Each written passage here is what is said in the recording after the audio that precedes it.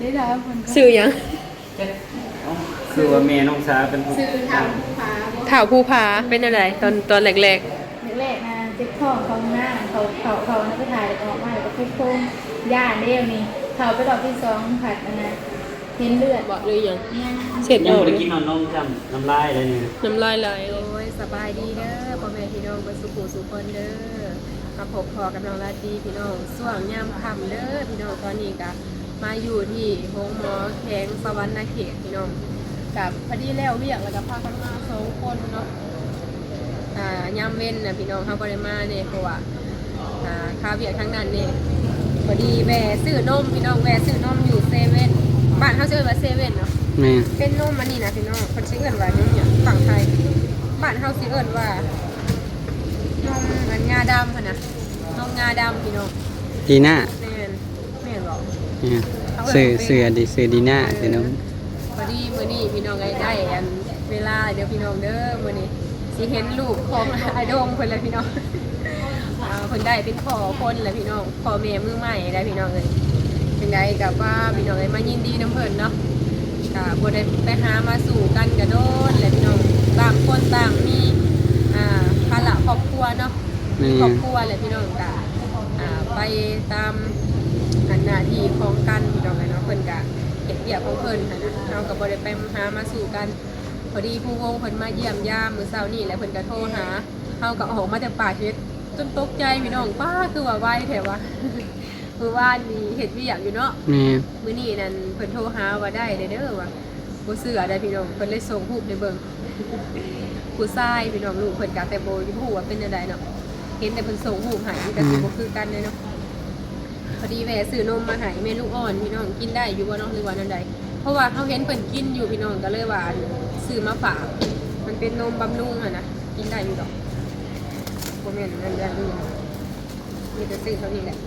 ปักพี่น้องเดี๋ยวสิพากันไปเบิ่ง ไปย่างไปพุ่นแหละ เขายังโมโหใช่ไหมว่าเพิ่นอยู่ แม่นแล้วก็บ่ฮู้ว่าอยู่ห้องใดนะฮู้แต่ว่าตึกนี้เพราะว่าเป็นตึกเกี่ยวกับประดงค้านเกี่ยวกับข้อลูกนี่แหละ แล้วก็เขาก็เคยมาอยู่เลยมานำหมู่ผู้หนึงพากัน เสียก มา เมื่อนๆได้พี่น้องเด้อมีภัยปานใดก็สิบ่ได้ถ่ายเบิ่งช่วงเป็นวรรคเป็นตอนพี่น้องเพราะว่า ลองเข้ามาเบิ่งก่อนว่าสิถ่ายได้บ่เพราะว่าอันนี้มันก็สิเป็นห้องแบบมันสิบ่อันนั้นปานใดมันก็สิคนบ่หลายปานใดมันเป็นห้องคลอดเด้ นี่ถ่ายเป็นวรรคเป็นตอนไปบางบ่อนก็บ่ได้ถ่ายเพราะว่ามันถ่ายบ่ได้พี่น้องมาเจอเลยปาตะ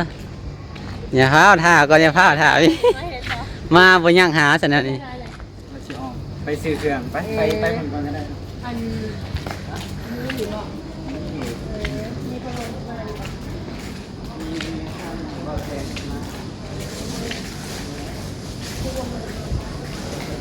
อ๋อมือใหม่ ถามบอก ยินดีน้ำเพิ่นพี่น้อง โทรหาเด้อเพิ่นคือสิบ่ได้มาเพิ่นแต่บ่ได้โทรหอมนี่นะพี่น้อง เฮานี่พี่น้องทางนี้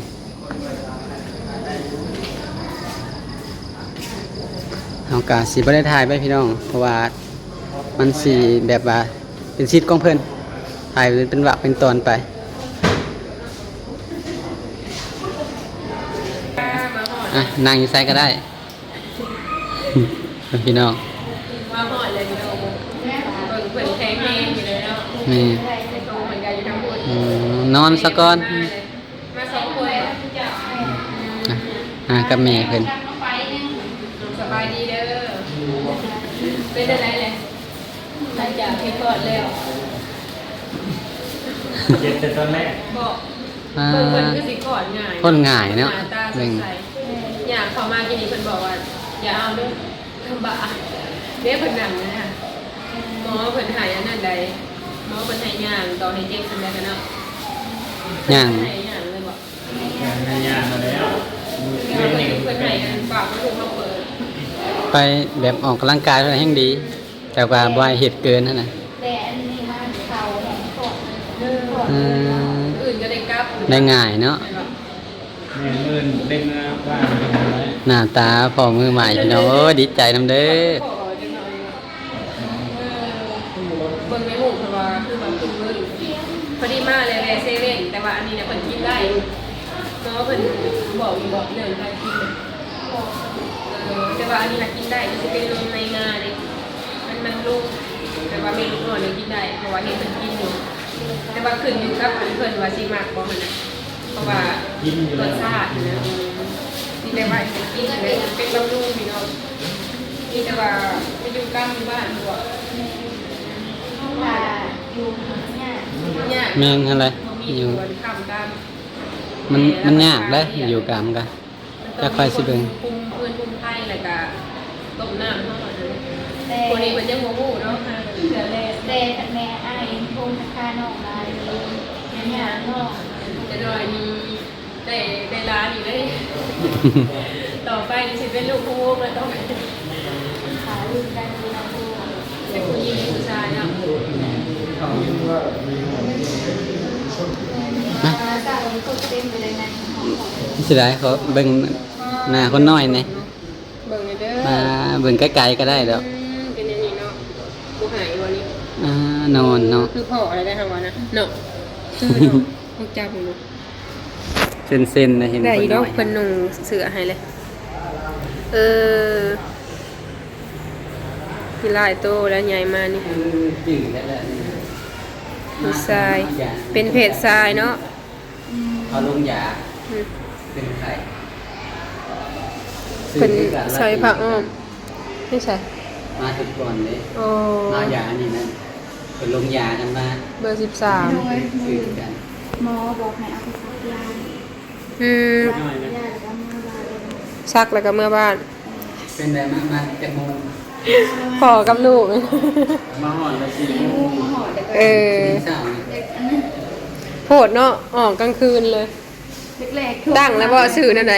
ได้แล้วมันก็ ชื่อหยัง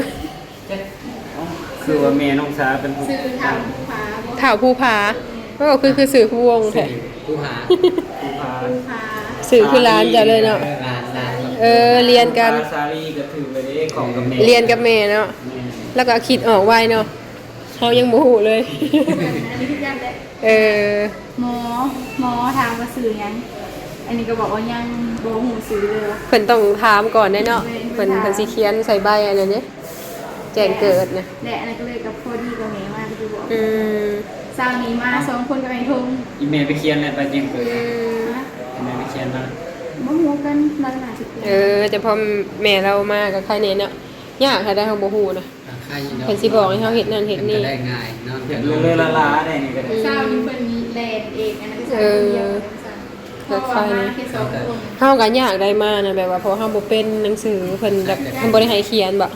เพิ่นก็ให้แต่เส้นสื่อตอนที่ เออ ก่อนนะ อืม เส้นเขียนสื่อแล้วก็แปะโป้ แป๊บโป้เอาก็ได้เขียนชื่อก็ได้ มือโป้ก็หายแล้ว ว่าคักเนาะสบายดีพี่น้องแป๊บเดียว มีผ้าอ้อมพร้อม มีแต่เมื่ออยู่บ้านแล้วก็ออกจากกรรมอยู่ทางบ้านเพิ่นก็ผูกแขนแล้วเนาะ แม่บอกว่าให้กูแค่แต่ความคิดเป็นอัน อืม น่าจะเป็นอยู่แค่เดือนเดียว แข็งแห้งแล้วก็มา เพราะว่าเรา รักษาโตว อยู่พี่และย่านพลามอาหารก็บ่เป็นเดียวย ากได้บางทีแบบเพื่อนใกล้แกงหน่อไม้ใส่ผักคะนี่แห้งแล้ว บางอย่างในหมวยใกล้ไหม มีคิวค่ะ นิดเดียว ล่มเลยอย่างใกล้ การกินนี่ระวังสุดๆเลย หน้าก็เลย ว้ายเท้าปูผาหน่อย ตาผู้เต่าได้วันร้านสบายกับพี่ ปาดติโตไวแห้งอีหลีครูวงโทรหาคิดว่าบ่แม่นได้ กำลังหาเย็ดอยู่ จะได้เฮ็ด เพิ่นโทรหาคิดว่าเป็นลูกเพิ่นบ่เห็นกัน 2-3 มื้อได้ลูกแล้วบ่ คิดว่าลูกแหล่ป่ะ ผู้วงนี่ต้องได้ลูกผู้หญิงแน่ๆเลยค่ะบ่ แม่ แม่นบ่ น่าจะแม่นะ ท้องน้อยๆเอาแล้วกับวิทย์แหละพี่น้องบัดนี้ บางคนเขาคลอดนะ7 เดือนมีคลอด อืม7 เดือนก็คลอดแล้ว แต่ขอกำลังของใครขออีกขอคนเรียบร้อย มีขัน เราก็คลอดง่ายอยู่แล้วเนาะมึง เพิ่นมาตำรังงู มาศึกษาหมดเลยเขา มาตำรังงูว่าคลอดก่อนงู อืมก็ดีเนาะผู้ซึกเจ็บแล้วแม่นขี่รถมาเลยบ่นี่เป็นอะไรตอนแรก แรกๆนะเจ็บท้องเขาหน้าเขานั่นก็ถ่ายออกมาแล้วก็โค้งย่าเดียวนี่ เขาไปรอบที่2ผัดนะเห็นเลือดออกก็เลยโทรหาเลย กูภัยบ่ไปเอา เออ ตัวกูภัย คือว่าเมื่อคืนนี่เฮาอยู่ในสายเฮาเคยได้ยินอยู่ ก้านเขียด เฮาอยู่ทางใดเมื่อคืนนี่ ก้านเขียด เฮาได้ยินไปทางบรรทัดผู้ใดตอนจักโมง ตอนเช้า บ่แม่นแล้วเนาะคิดว่าอันกลางคืน 3 โมงเช้า 10 โมงเมื่อคืนบ่แม่น เจ้าพิการตอน3 โมงเลย บ่แม่นคิดว่าอัน10 โมง เพื่อนเอาขึ้นรถ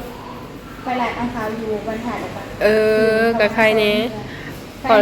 คิดว่าขี่รถจักร น้องลิงเป็นอยู่เป็นหมูก็ให้น้องออกไปปุ๊บน้องลิงให้มาแต่งเถื่อนค่ะ ดีเลยขอดง่ายเนาะปลอดภัยทั้งแม่ทั้งลูกแล้วหลานน้องเพิ่นก็มานำ หลานว่ะ โอ้ยแม่เพิ่นมาเพิ่นก็ อยากมานั่นอยู่แล้ว มีแต่หนุ่งเสื้อให้เพิ่นเมื่อแล้วก็ให้แม่และหนุ่งให้ดีๆเพราะว่าเด็กน้อยพี่น้อง มีไอ้โฮมเอาเสืออยู่เพื่อนกับเสือ หน้าตา จังมือ ท้าวภูผาเอ้ย มื่นเมื่อ โอ้โหจะมี โอ้จังม่วงน่าจะมา โอ้เผื่อเฮาเซ็นเอกสารอีหยังแล้วเด้ ลืมนะอะไร ขี่รถใหญ่บ่ เขาสิขี่รถใหญ่เมื่อก่อนแล้วก็อันนี้สิขี่รถจักรมาตำลัง คอยไปคอยมา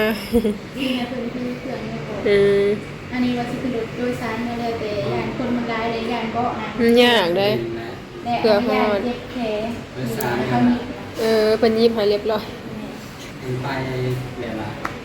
เป็นคนที่หลายบ้านสาม ยิบอันนี้แรกๆที่มันบอกนะเจ็บขาอันนั้นเบิดยาอันนั้นซาจริง งาน ๆ มือ โอ้เนาะเก่งเลยจ้ะ คอยนะถามหมอตลอดว่าคือนานแล้วเถอะเพื่อนคอย เพิ่นก็เก่งนะ เก่ง ได้ยินแต่อันเขาเจ้าไก่เฮือนฮู้จักบ่อันซื้อแจ็คคันนี้ก็ได้หลานนะเมียเพิ่นน่ะอายเวลาออกก็แบบว่าบ่งะคายหมอ หวานมาก หมอจนหาย เสือมากงะเลย เป็นยังอยากให้มันวิดไว คอยว่าคอยงะคอยกระเวงออกเลย สบายเลยเนาะ เพราะว่า ก็เอาหลายคนอยู่ ตอนนั้นนะต้องเว้นมือน่ะก็พากันซับหยาเพื่อนเห็ดเพื่อนแต่หอดหูมือมันออกเพราะว่าหมอนัดวันที่สหาผม แต่อันนี้นะคะก็วันที่สี่ มันก็ดีแหละแต่ว่าเพิ่นบ่ได้อบบ่ได้หยังว่ะ บอก แบบว่าเด็กน้อยแข็งแรง ลืมกันเลยเดี๋ยวบ่ลืมหลาย เพิ่นนัดเผื่อไว้เผื่อให้เขาวันนั้นนอนเบิดมื้อเลยเนาะนี่ ขาดมาถึงเลยเชียวไวขนาด ไวแฮงเนาะ กันเลย พอเพิ่นดีใจเลยนี่พอมือใหม่ เพิ่นหอดโบนะ ยังบ่ทัน สามคนนะ ยังบ่ทันเคยเนาะเทื่อแรก ยังไม่นอนเลยเหมือนคืน แม่ก็มาแต่เช้าโอ้โหเราไปซื้อหยัง เราไปอาบน้ ไปอาบน้ำ ำอันนี้ก็เริ่มคิดไปซื้อเครื่องมาเปลี่ยนนะ ห้องเพิ่นก็สะอาดเนาะอยู่ในนี่ก็ มันก็มีบู ไปเลยแหละถ้าไปซื้อก็ย่านมันเดิก ไป แล้ว นี่เนาะเวลาจะไปก็ได้เพราะเขาเปิดตลอดด้วยเรา บ่ในห้างมีแต่เมื่ออยู่กำอยู่บ้านแล้ววันนี้ทดลองกินน้ำฮอดให้เบิ่งกันได้ว่าเป็นอะไร เดี๋ยวสิอัปเดต เดี๋ยวสิมาบอก บอกหนะเด้อว่ารู้สึกจังได แหล่ตำนานว่าอันนั้นสิเป็นจุดใด ทางนั้นก็ถามอยู่ว่าขี้ง้อเด้อยังเพิ่นว่ามันก็เป็นเรื่องของธรรมชาติเนาะบ่เจ็บดอก มีเงินเก็บนะเขาบอกมีเงินเก็บ แฮงแล้วแหละ เศร้านี่ เป็นอะไรค่าใช้จ่ายนะ ใช้จ่ายนี่เพราะว่าเงินก็อยู่น้ำไม่เท่าให้ไม่เท่าจ่าย ไม่เท่าเราเป็นคนจัดการมันจะง่ายเนาะเฮาบ่ เพ ฮู้ ราะเงินเท่าฝากน้ำเราเบิดเด้ ดีเลยเพราะว่าเฮาผัดบ่ฮู้นะมันยากแบบเพิ่นเคยก่อนเฮาแล้วก็คือสิเบิดบ่หลายดอกเนาะเฮาขอธรรมชาติถ้าพูดได้ รวมหมดนะล้านหาบ่เราจ่ายขายยาขาฟอกทั้งหมดล้านหาแหล่ทุ่งคุณไปจ่ายจะ4อันนั้นเซนไปเอายาไปจ่ายมัน 2ล้าน 5,000ฮอดบ่ฮอด5,000ซะบ่จ๊ะ เอาใบคอดกับ300,000มันใบคอด ว่า เอา300,000แล้วใบคอดนะ ท้องแวบเลยพี่น้องเป็นอะไรท้องนะยังโล่งแฮงอยู่บ่ ลง ตอนอันนั้นเบงเจ็บเลยออกมาเลยค่ะสวงเลยถอดหูเจ็บยังเลย นอนซิวๆไปนอนยิบเสื้อเท้ามาแล้ว บ่เป็นตัวหัวเนาะบ่เป็นตัวหัวเนาะนอนซิ่ว คนในห้องไว้บายและยา ๆเพิ่นใส่ยาซาหายได้เนาะคือสิบ่เจ็บ ฉีดยาซาหายแ แหลกอะไรก็ใส่สโลมค่ะ อืม ยาน้ำเค็ม แรกแรกย่านมีผู้ย่าน น้องไซหลาบ่นี่นะแม่นบ่ แม่ เป็นกันใหญ่นะเนาะมานำแม่นะ มานาแม่คนสวนคนนาอยู่เพื่อนน้ำโขง ใหญ่สูงไว้ๆบัด ละ นี้ น้อยอยู่เพื่อนก็ให้กันมานะแม่ อยากมาเห็นนอกนะ อยากมาเห็นถ้าเบิ่งน้องเพิ่นผู้แลเนาะ ถ้าเอากำแล้วจังได้มาเห็น อืม แม่มาครับไป มากับแม่ แม่มากับแม่แล้วก็วันดีเนี่ย อืม สามคนมา เพื่อนมาเลยเป็นเมื่อเพราะว่าเพื่อน อืมพอดีมาเยี่ยมกันเฮากับย่านเพิ่นเมื่ออันบ้านปะก็เลยมาก่อน ได้กันโลคนหน่อย 2 ลูกปลา 2 โลปลายพอดีแหละซ้ำนี่นะ เก่งดี บัดใหญ่นะพอดี ปกติ2โล พอดีตาสร้าง แต่ในครูก็แข็งแห้งกับเพิ่นโม่เพิ่นคือสิบ่ให้ออกมา แข็งแรงเบิ่งหน้าตาเฮาก็ฮู้แล้ว เมื่อวานคอยถามหมอซีให้เบ่งเลยอันนั้นบอกเลยว่าไม่ไหวเป็นเจ็บก็ลูกอะไร มันเจ็บในบ่รู้สึกในใดเจ็บนะ โดนปั่นมาทีหนึ่งโดนปั่นมาทีหนึ่งห่วยถามหมอว่าหมอขึ้นอ่านให้เบ่งแม่ว่าห่วยคอยเบ่งว่าเองคอยออกเลยห่วยคงนานเนาะ อดบ่ได้เนาะ แม่ ออกเลยแหละ ออกแล้ว เท่าภูผาเนาะคือเพิ่นซื้อลิ้นซื้อแท้ได้ซะนำกันบ่ ซื้อลินนี่ยัง กำลังมา โอ้ยง่ายๆเอาง่ายๆโลด กำลังจะเล่น เรียนกับพ่อก็ได้เนาะซื้อลิ้นเนี่ย อีเมลไปซื้อเสือให้เจ้า ได้ละมาเลย ได้เสือเจ้า ซื้อเสือให้หนุ่มว่า ไปเบิ่งดูโจทย์แล้วซื้อมาจากพอเราเห็น ห่อนเนาะพี่น้องอยู่ในนี่ เสือตัวนี้เสือ เสือก็หายตัวต่อมา ไปหาเห็ดมือนะ มาเลย เนี่ย หนุ่มมาเลย ก็น้ำเนี่ยนะเสือก ำลังเลย อืม เนี่ยละมัน เนี่ยมันมีความสามารถ เนาะการอยู่กรรมธรรมศาสตร์พี่น้องไอ้เพิ่นสิมาอยู่บ้านแล้วบัดนี้ มันจังมีผู้รักษาการเป็นอยู่แต่ละมื้อแล้วก็การกินเนาะเพราะว่าอยู่บ้านมันก็สบายอย่างหนึ่งก็คืออาหาร ปูมีปลา แนวกินนี่สบายแบบนั้นนะ ปลามันเป็นปลาหายปลาหน้าแล้วมันบวกกิจกรรม คืออยู่พี่ผัดยากเด้อ เนี่ย เนี่ย ต้องเรียนรถกินไปหาหลอกสื่อ แม่นอยู่พุ่นแหละรักษาตัวมันดีขึ้นจังมา พวกคนนี้ในตลาดแบบ ยากไปหานะดีขึ้นแล้วก็จังมาเป็นอะไรสิเอามาพี่บ่หรือว่าป้าไว้น้ำแม่บ่หรือว่าเออ ไปกินห่อนนะตามแรกแหละ แต่ เอามา แล้ว เอามาหอมมาดมอยู่พี่นะเนาะ ที่ห่อให้เยอะเลย เออเบิ่งเพิ่นนี่สบายบัดย่างมาทางนั้นผัดท่วงเฮาจนย่านเพิ่นบอกว่าให้เฮาเอามาทางนี้เพิ่นว่าซิ่วๆสิเสือไผดีบัดนี้พี่น้องเอ้ยป้าติโตผู้ผาน้อยฮู้ว่าอันนี้บ่ได้ให้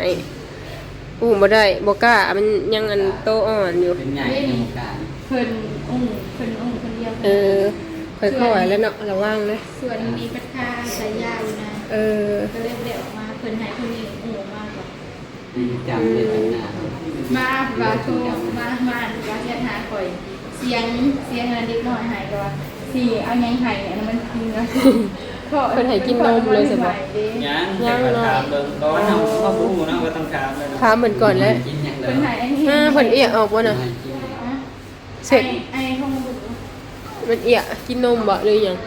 เสร็จ ยั อง อก บ่ได้กินนมจ้ำน้ำลายเลยเนี่ย น้ำลายไหลเลย เอา หลินน้ำลายตัวเองเนาะเสร็จค่อยๆได้บ่แม่นผู้ใหญ่เด้ ได้เครื่อง อยากเสพแห้งๆแล้วพอ เจ้าให้กินนมเลยว่ะฮะเอามันแหวะยังไง น้ำลายเด็กน้อย ร้ายเด็กน้อยเนี่ย เฮ้ยกินน้ำลายหลายดีเลย พอมือใหม่ อย่าเสพแห้งนะ เต็งมากกว่า เอาใส่หน่อยหนึงฮ้อนเด้อฮะปกหน่อยหนึงโอ้เนาะ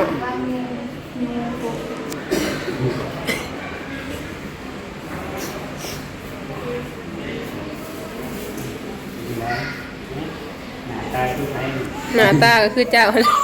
ถูก ปัญหา ห้องแล้ว แกมบองที่เมย์อะไร แกมบองบ่แต่เสร็จยิงแควมาได้เห็นเราได้แกมบองคนเบื่อเมย์เลย ผมดำเลยเนาะอ้าวอะไรบาดนี่ เราไปซื้อเหมือนบ่แม่นไม่เท่าเป็นซื้อมาแล้วบ่ย่านเราซื้อมาให้เนาะเราหนังถิ่นอยู่พุ่นแหละ เล่า เออ เล่าซื้อเขาคอยตัวที่เจ้าสองนะเล่าอย่างนั้นเจ้ากินอีกเลย ไปบัดนี้จังได๋ก็มีแต่ว่าสิไปได้เนาะจังได๋ก็ให้แข็งแรงไว้ใหญ่สูงไว้เด้อเท่าภูผาน้อยเอ้ย ใหญ่สูงไว้คือพอได้แล้วนี่นะสื่อเพิ่นไม่เท้าตั้งให้ภูผาซาลีเนาะแม่เพิ่นกะ คือสิมักสื่อนี่ว่าล่ะสื่อลิ้นนี่บ่ยากเนาะเพิ่นใส่ศพมือให้พี่น้องเด็กน้อย กันเล็ก มื้ออื่นก็กลับบ้านแล้วบัดนี้ แต่พวกหนูมาซื้อมา คือสิยามสวยๆพุ่นแหละเนาะเพราะว่าเพื่อเพิ่นเตรียมเครื่องของป้าบัดนี้เมื่อก่อนแม่เพิ่นอยู่นอกโอ้เพิ่นว่าเพิ่นถ่าอยู่พุ่นป่ะย่างออกไปเลยแล้วนั่งถ่าอยู่นอกป้าได้ยังมากิน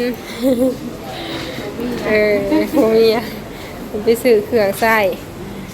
มื้ออื่นก็ได้กลับเลยเนาะในร้านน้อยแล้วบัดนี้แม่นบ่ดอกไฟคือแม่นๆๆอยู่ไฟบัดนี้เฮากับเมื่อก่อน มา2คนทางนี้เพิ่นก็